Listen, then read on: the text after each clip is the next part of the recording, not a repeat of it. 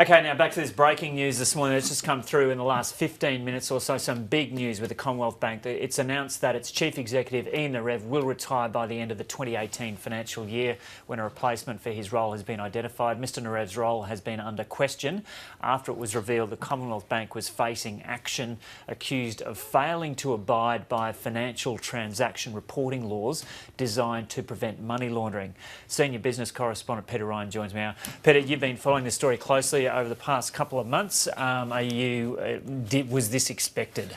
Well, Joe, it's fair to say that Ian Narev was getting towards the end of his term as Commonwealth Bank Chief Executive. He began in that role in December 2011, so 6 years at the end of this year. But it's pretty obvious that the scandal of the allegations from AUSTRAC in relation to almost 54,000 breaches of anti-money laundering has somewhat brought forward the succession planning process, and the CBA board very keen to ensure that they've got the message out to the market that Ian Narev's time is up and he'll be out the door by 30 June 2018 at the latest. That's still a year and a bit away. Yeah, but it takes a while to recruit and to get someone in place to succeed. They have to determine whether or not it would be an internal candidate or an external candidate, to use their jargon. They normally do extensive global searches, but given the crisis that the bank is going through at the moment,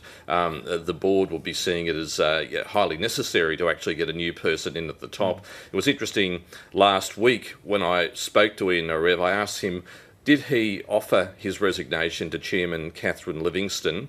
He wouldn't provide any yes or no, refused to confirm or deny. So the thought's obviously been going through his mind. Pressure from the board, pressure from institutions. What's the CBA going to do to rebuild the reputation? If he's been there since 2011, was it expected that he was going to be there for much longer than this anyway? Like before this scandal broke about a month ago, was it likely that he was going to leave the bank by the end of the financial year 2018 anyway? Well, given that by the end of the financial year 2018, that would have been 7 years or so in that role. I mean, there have been people who have been in top roles at banks and other companies for much longer. Some chief executives hang around for 15 to 20 years. Ian Narev is just turned 50 years old, so he's got a fair bit ahead of him. But what he does have to do before he leaves is to get the reputation of the CBA back in order, given that these allegations from AUSTRAC don't even hit the courts until next month. This could be a 2-year process while in the courts, and has to regain the confidence of regulators, government, customers, shareholders. Take us back through what those allegations are.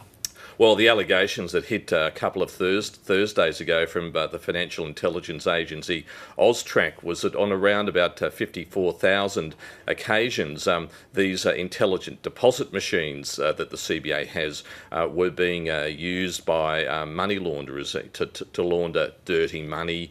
These could include drug runners, criminal gangs who've got through the various loopholes in the technology to use this. So this is in breach of anti-money laundering legislation. Any transactions over $10,000 have to be reported. CBA didn't do that. So what's the legal action being taken against the bank now and individuals within the bank because there are a couple of different agencies involved up there. There's AUSTRAC and ASIC is looking at it as well. Yeah, there's the AUSTRAC investigation, which commences in court, I think, on the 4th of September in the federal court. The CBA has said they will defend those charges, though Ian Narev has said mistakes were made. But last Friday, the Australian Securities and Investments Commission came out and said that they would investigate the CBA about whether or not they'd complied with continuous disclosure rules. And that goes to, well, how long did the CBA know this was a problem? The chairman, Catherine Livingstone, said the board became aware of the potential risk that these intelligent deposit machines could be used as far back as 2015. So ASIC will be looking at, did the CBA have enough information to alert the stock exchange and shareholders that there was a problem that might be a material risk to the share price. And so with both those investigations, are they primarily directed at the bank, the entity itself, rather than individuals, or are there individuals who could be singled out and suffer penalties as a result of those investigations? Well, they could go as wide and deep as they really want to, Joe. We've already seen that the bank itself came out last week and announced that Mr. Narev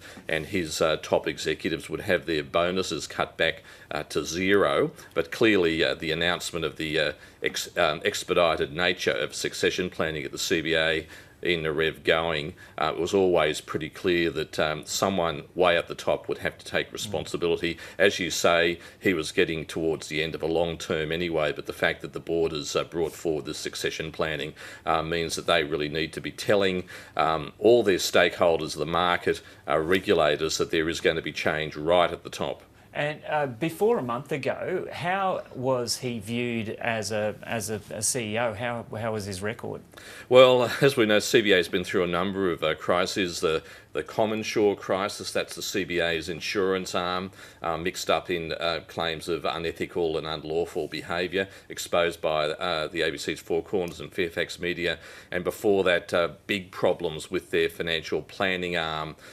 So the Commonwealth Bank has been racked by a series of scandals while Mr. Narev has been chief executive. To be fair, these haven't necessarily developed while on his watch, but the fallout has developed while on his watch. He's the chief executive. He's got to take responsibility, which he has, and he was upfront about accepting responsibility for all of this last week. What about the Commonwealth's financial performance over that period? Well, the financial performance has been pretty good. In fact, it's been overshadowed by these scandals. Last Wednesday, the CBA announced a $9.93 billion full-year after-tax profit, which normally, that would be celebrated in the market, but really all anyone wants to talk about, not just journalists, but also banking analysts. They want to know, well, what's happening to the internal checks and balances at the CBA to ensure that AUSTRAC regulations are complied with. And the bigger risk for the Commonwealth Bank is that it's not just regulators in Australia. CBA could find itself in hot water with US regulators such as the Securities and Exchange Commission, where in the United States there are actually criminal penalties available for this type of these type of activities, and we've seen that US authorities have taken action against other big banks, including HSBC, who've been involved in allegedly laundering money for Mexican drug cartels. And how's the CBA share price been doing since this became public, this scandal? And what do you expect is going to happen when the share market opens in about 45 minutes' time this morning? Well, there was a very big hit to the CBA 2 Fridays ago, the day after the scandal hit. Shares went down about 3.9%. But last Friday, the shares were down 1%, but that was in line with the rest of the market. People are a bit more worried about what's happening between the United States and North Korea. We'll just have to watch the market to see what happens this morning. But given that Catherine Livingstone, the CBA chairman's providing certainty to the market, we'll just have to wait and see what happens there. There could actually be a bit of a bounce based on the fact that the market knows that they're looking for a new CEO. Ian Narev will be leaving the building by the 30th of June next year.